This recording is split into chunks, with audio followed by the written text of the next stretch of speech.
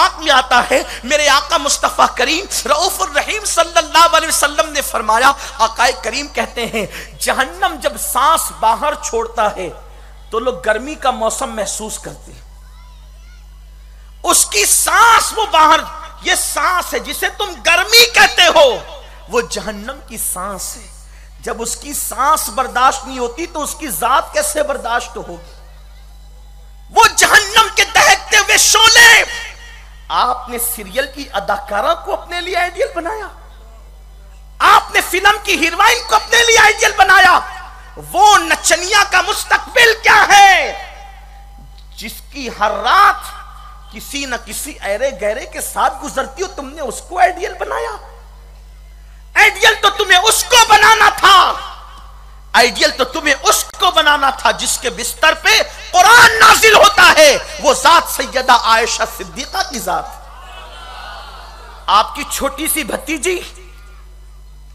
भतीजी इतना पतला दुपट्टा पहनकर आई कि सर के बाल नजर आए। आपने वो दुपट्टा लेकर फाड़ दिया, फरमाया इस्लाम इसकी इजाजत नहीं देता, और मोटा दुपट्टा दिया कि अगर बाल की सियाही नजर आए तो ऐसा दुपट्टा पहनना जायज नहीं है। ये तरबियत थी सैयदा आयशा सिद्दीका की। और बच्चियों को आप जैसा आदी बनाएंगे, बच्चियां उसकी आदी बनेगी। आदत डालना पड़ता है। दूसरी चीज, जब आपने उनको शॉर्ट कपड़ों की बजाय मुकम्मल, और एक बात बता दूं आपको, शॉर्ट कपड़े पहनने से नुकसान है और कपड़े लंबे पहनने से फायदा है। मैं ट्रेन में सफर कर रहा था, एक गैर मुस्लिम भाई मुझसे मिल गया और उसने कहा मौलवी साहब इतने लंबे कपड़े पहन रखे, आपको गर्मी नहीं लगती?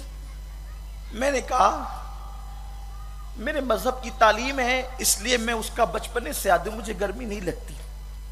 वो बहुत बड़ा डॉक्टर भी था। उसने कहा कि अगर इस तरह से मुकम्मल कपड़े पहने जाएं तो जो जरासीम है वो इंसान के जिस्म पर न लगे, और जब जरासीम न लगे तो फिर वो हजारों बीमारियों से सिर्फ कपड़े की बुनियाद पे बच जाए। मैंने कहा करोड़ों सलाम हो मेरे मुस्तफा करीम की निगाह नबूवत पर।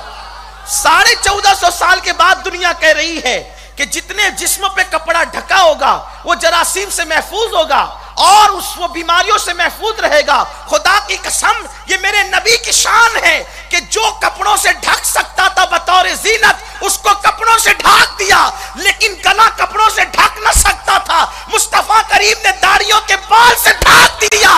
दुनिया कह रही है जो एक मुश्त दाढ़ी रखेगा वो गले के कैंसर से महफूज हो जाएगा।